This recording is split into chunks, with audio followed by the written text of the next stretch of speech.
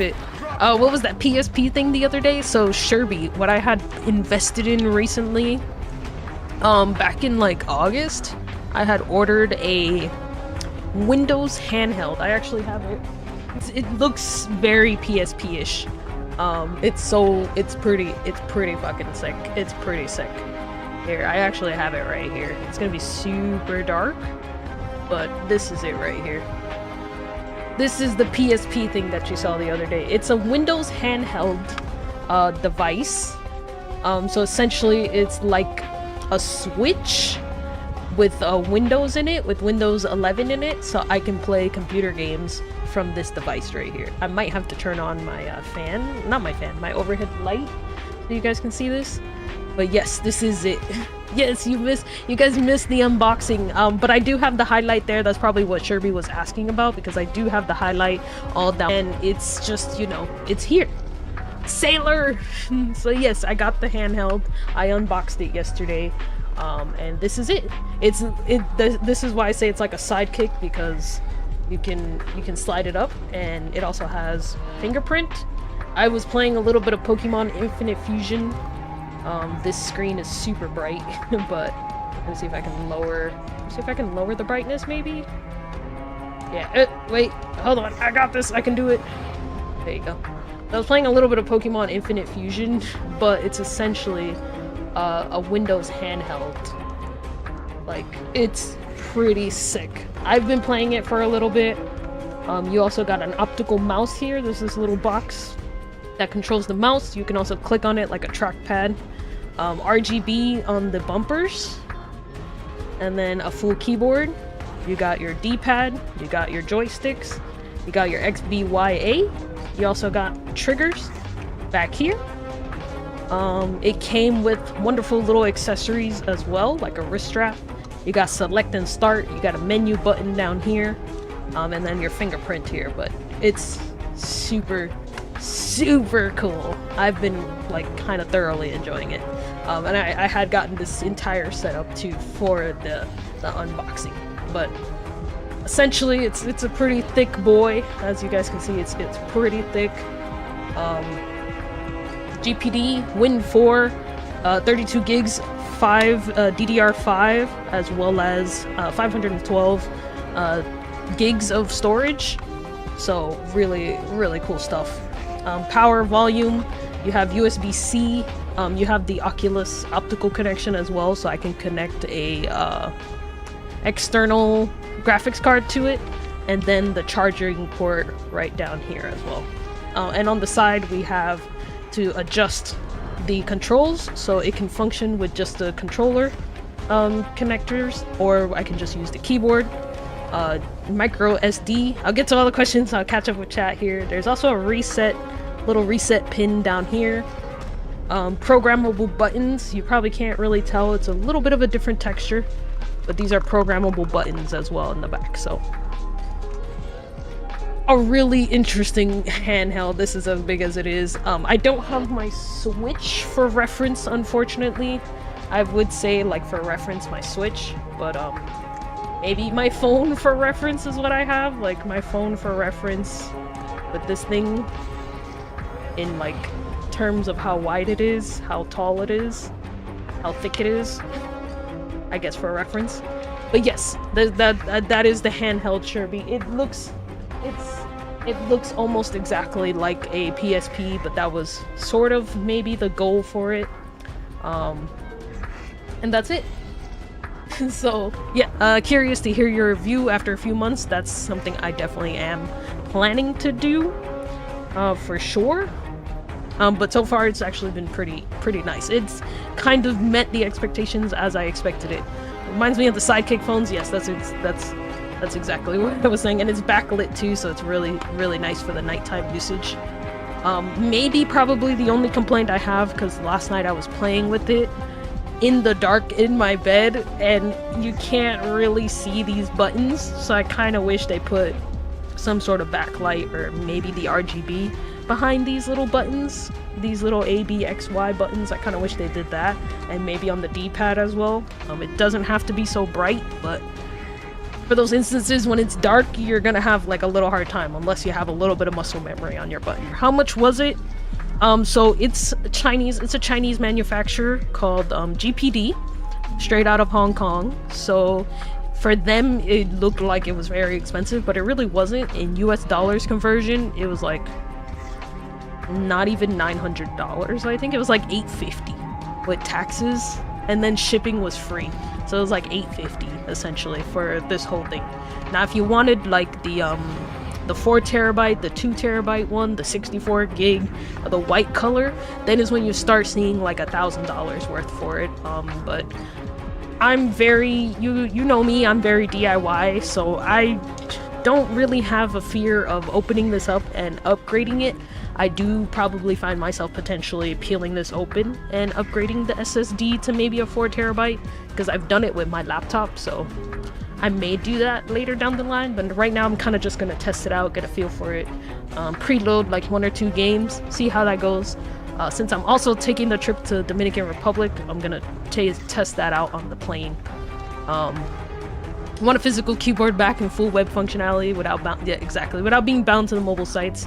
And you can play your Steam games, you can play your Blizzard games, you can play whatever you download essentially onto here. Or your if you're into those emulators, you can download the emulators on here too.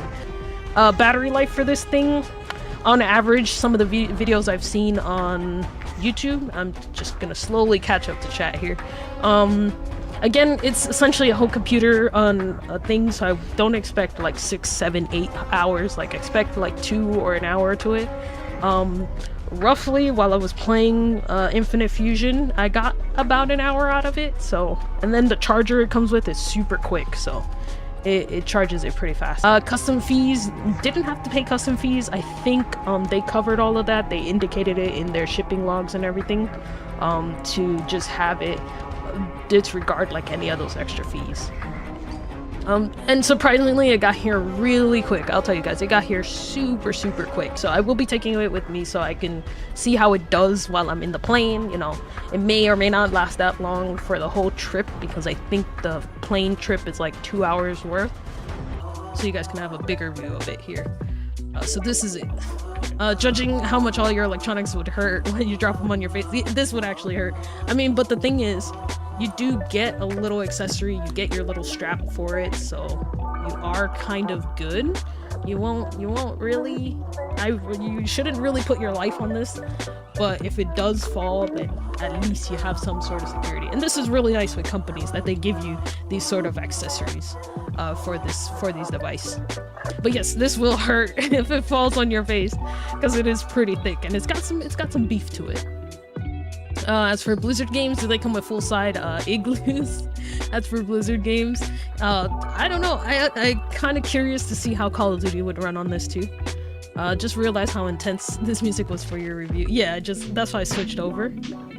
I can play a little bit of something because it's not, you guys aren't really hearing anything as of now. How long does it take to charge?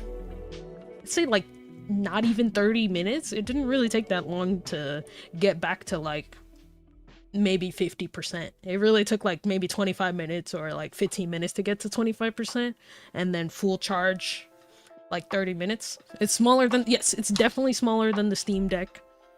It's pretty thick. It's a pretty thick boy. It's a pretty thick boy, that's for sure. Can you disable the lights on the buttons? I don't know. I don't think so.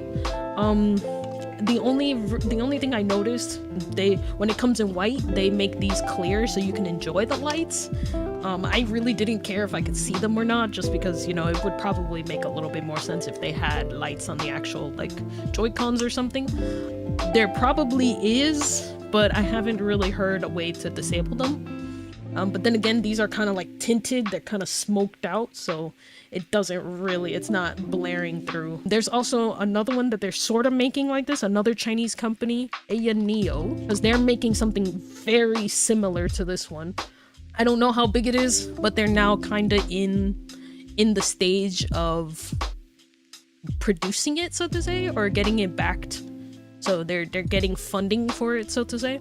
It looks pretty promising. Not gonna lie to you guys, it looks pretty promising. Aya Neo, it's called the Aya Neo Slide, I think. So the thing looks cool as hell. Yeah, so I'll definitely see if I can take a look into it. I started reading on their commentary for the blog on this. People were having issues that it's crashing for them. The Windows is crashing for them, but I think I heard either on YouTube or TikTok that there's an update for Windows that's crashing PCs. It's crashing computers. So essentially something's going on with Windows. So they've been having a little bit of issues. I haven't experienced the crashing just yet, but for right now I haven't set it to do any Windows updates just because nobody's responding to anyone at the moment because they're still in their holiday. Other videos have mentioned there's dead zoning with these Joy-Cons because these Joy-Cons are not what they call it, Hall trigger, the Hall effect. These are not Hall effect Joy-Cons. So there's a little bit of dead zoning. I don't really know the difference because again, I'm not playing this with FPSs. I'm not expecting it to be a perfect device, but they did push out some updates to maybe fine-tune the dead zonings on these Joy-Cons. So that's what they're working on. When did I get it? So I ordered it in August. They shipped it. They were planning to start shipment in September. Then they had issues with the BIOS, the motherboard, updating the motherboard. So they ended up shipping it, I think like 3rd week of September, and it came in September 29th. So when they shipped it Monday. They shipped it that same Monday. Well, let me tell you for perspective, they shipped it on September 25th and it got here September 28th. And it was projected to get here the 29th. And it was with DHL. It wasn't UPS, it wasn't FedEx, it was DHL. It was the yellow van. And it came in pretty nicely. It came in pretty good. Meanwhile, for the performance, I think it does pretty well. Again, I'm doing light gaming with it. I haven't really put anything heavy on it just yet. I did try, like, for those who are familiar with Xbox Game Pass, I did put Forza Horizon on it, Forza Horizon 5. It runs it smooth, like no lagging, no frame drops. It is done really, really well. I haven't done like any other games. I do have SnowRunner in here, so I'm gonna test it out with SnowRunner as well. And then maybe I can throw in Starfield, but this is definitely like the refresher that they made because now it has a better AMD CPU, because all the videos that you see on YouTube about this thing is about the 6800 AMD chip, and now this one's the 7840 chip, so it's definitely up there. What also makes it pretty snappy is the RAM. It's running on DDR5, which is modern day, super quick, like the best RAM you can get on the market right now. So it's running DDR5. It's only 32 gigs because I don't really think I need 64 gigs right now. I can probably see if there's videos to upgrade that, but 32 gigs of DDR5 RAM should be more than enough. If it was DDR4, I'd probably consider getting the 64 gigs. But for right now, it's only 32 gigs. It's DDR5. It's the best RAM you can get out there in the market, so 32 is more than enough. And I hope you guys got to enjoy at least a look at this handheld here, this wonderful handheld. I linked you guys all the links there for all the handhelds, but again, my intention for this thing, and it's probably not the best intention, but I do plan to take it to work, play it at work, get some games in at work, and see if I can enjoy the best out of it, because this is essentially a laptop without having to carry my laptop. And I was like, you know, this is really sick. And I've told G in Sailor's End, I've told G, I've told Raz, I've told like B and P, I was like, this is crazy where handhelds are going, because you're essentially like, you're getting a computer the size of a Switch, the size of a Steam Deck, the size of, you know, the size of a handheld. You're getting a computer the size of a handheld. That's amazing to me, honestly. I think that's super, super cool. Step it up, Nintendo. Yes, Nintendo really does. And I think that's why a lot of people, they were jailbreaking, or like essentially jailbreaking the Switches. So you were able to watch movies, you were able to customize your home screen, and obviously, you know, hack into the games. But that's why, you know, people would do that. Nintendo games, yes. If I look for a good emulator, I can most likely play a bunch of Switch games, Wii games, GameCube games, Game Boy games, Pokemon. Again, I'm playing a different version of Pokemon that doesn't really need an emulator, but I am playing Infinite Fusion, which is like a fan-based Pokemon game. This thing here, let me put this to sleep. It did come with a screen protector, but the screen protector is not the best condition. For whatever reason, it still lifts along the edges. Like, I had gotten it on perfect the first time, and then this kind of just didn't want to stay down. So I tried lifting it back up again, centering it, but now this doesn't want to sit properly. So I'm probably going to have to find another screen protector, but it was nice as the business, as the company, that they throw these kind of accessories in, like a screen protector, like a wrist wrap, you know. The charger was really nice because the charger is USB-C to USB-C, and it has, you know, a really good brick. So it's like, it's really nice that they throw, you know, these kind of things in. Yes, and that's why it's like, you know, you spend $1,000 on this thing, $900, $800 on this thing, you're guaranteed a screen protector, you're guaranteed a little wrist wrap. You know, it's nice that, you know, a company like this does that. Nintendo can do it, but they want to make it, yeah, essentially they want to make it affordable and family friendly, because I think something like this would confuse people. Especially, for instance, if you use a lot of like MacBooks, you're not gonna know what it is to use a Windows computer. So essentially, like, Flurry's been sort of going through the whole learning curve of learning a Windows device. So it's like, this would be instantly confusing if he was jumping into this from his Mac.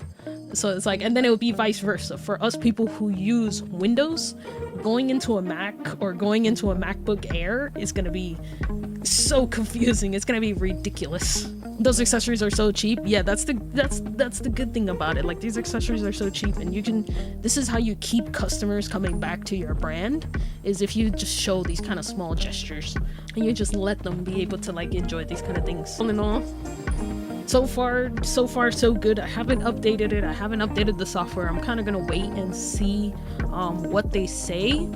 Again, like I said, I did see a video that there was something going on with the Windows updates, that it is genuinely crashing computers and it's crashing laptops. Like, the software is kind of just bugging out.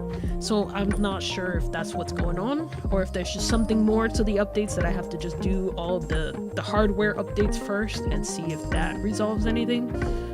But being that they're on holiday from the 28th of September to the 6th of October, nobody's getting any answers for right now. So once we see what's going on, but so far this is not too bad. It's been pretty good to me. It hasn't crashed. I was able to log in with my credentials for Microsoft, and the typing experience is kind of interesting. Again, it's like a sidekick. Again, it's a little wide to be reaching around, so I do kind of find myself kind of just holding it and just typing in whatever I need to type in. But again, you're not gonna really use this for like Overwatch hardcore FPS freaking, you know, I'm not gonna be sitting here playing this game on this thing right here. So I mean, for the most part, this is just so you can search up something, put in a name for like a file, or it is touch. You can, this is a touch enabled screen, a swipe and touch, so you can do OSU, but it is touch. Yes, it is touch screen. You can do the touches here. And then of course the cool thing is, it does this right here is a fingerprint reader, so I don't have to put in a password. I just put my fingerprint and I have access to it. Right here is a optical mouse, so it detects when your finger is running around it. So as you can see, there's the mouse. If I click on it, it'll serve as a left click, all that good stuff. And that's about it. I'm still working on it, still getting used to it. I may have to find another thing. I also have a case for it. I don't have the case next to me, but it's essentially a hard shell case. It has a foam insert, so I just put it in there, and then it also has like a little slot to put the chargers and all that in there. But I don't have the case next to me right now, but I do have a case for it. So that's the handheld, and you can see this guy, like I said again, this guy's pretty chunky. It also has light indicators, so there's a little light here to show that it's on sleep. There's also another light indicator right next to it that'll turn red when it's charging, so that'll show you that it's charging, and then I think it just turns off when it's fully charged. Intake, exhaust for the cooling, and essentially it's just one heck of a device, but I'm looking forward to really testing it. Does it get hot? Now that's a really good question. I've noticed while I'm holding it, I'm playing, it does get maybe just a little uncomfortably hot right here. It's not like hot where it's like, oh, you know, I can't be touching this anymore. It just gets warm on this side. And it's a little strange, but I also don't really know what's on this side of the device, but this gets pretty warm over here. It's not to the point where you can't touch it, where it's like super hot. It's just warm, and I say uncomfortably warm just because this side is like super warm versus this side where it's kind of just super chill. Again, that's also probably not a bad thing because you don't want this getting hot, to my understanding, with the micro SD card. From the ROG Ally, I've heard, Raz can probably confirm it, I don't know if he's still here, but he did mention that his micro SD card got damaged because the heat dissipation wasn't that great and it was getting this area warm, so the port was kind of warming up and ruining SD cards, unfortunately. So can you put in other parts later, like a PC? So far what I've seen, Punrik, is people are able to open this and they're able to update the SSD or the M.2 drive. It's a little stick. It's no bigger than this, and they're literally able to just kind of pop this bottom piece off, a few screws up here, down here, and then there's like 2 screws down here. Pop off the back piece. They gotta take out the fan and then unplug the battery, and they'll get to the they'll be able to get to the actual storage. And once they get to that storage, normally what they'll do is they'll clone ahead of time. They'll be able to clone over the OS and all the stuff that they have saved over to the new one. Then all they have to do is plug in the new one, take out the old one, put it somewhere, and then once you boot this up, you'll be able to boot it up back into Windows with everything all in it. If you can put a better fan, I mean, I don't know, because I guess it would mean finding a specific connector and making sure the size, like, it's not too thick where you can't put this back on. But for the most part, the fan kind of does its job. Like, you can actually feel it while it's working. You can feel it suck in the cool air, and you can actually feel the exhaust blow out that hot air. So it does what it should do. Again, there's videos on it that there's people who probably like cleaned off and put like those thermal pads. So they probably put a little bit of extra thermal pads on some of the cores or the little exposed like chips. They'll put like thermal pads on them, and that kind of improves the cooling. I know I'm gonna definitely take it for 2 or 3 months. I'll probably do, maybe even next week, I'll probably tell you guys, hey, this is how I feel, this is how it feels. There's some people that said the handheld is a little uncomfortable to hold, like the ergonomics was a little weird for them. But again, I think that's personal opinion because I don't have big hands. I considerably don't really have big hands. Again, that was probably one of the complaints that a lot of people had with the Fold, is that the screen was too narrow for some people, and it's gonna be narrow for people with huge hands who are over 6 feet. This is gonna be very uncomfortable to look at, to work, to type with, you know, to put in words. Like the keyboard is gonna be a little compressed for them. But again, I don't really think I have huge hands, so this is more than enough to kind of just operate with one hand, or even 2. Like, I really don't have a problem with it. But, you know, if I do find myself later buying a grip, then maybe I'll try it with a grip and see if there's any difference with a grip, because there are some 3D prints out there to attach to this thing and have a better grip on the device. Like, really neat stuff, honestly. And since it has this optical, so if you don't have the PSP, I think the PSP is gonna be lighter than this, but it does look like a PSP, and I thought that was also super cool that it looks like a PSP. Never had a PSP in my life before. I'm not gonna lie to you guys, I've never had a PSP in my life. I've never really owned a lot of Sony devices. So I was like, you know, this is kind of sick that now I can kind of own a Sony device for myself.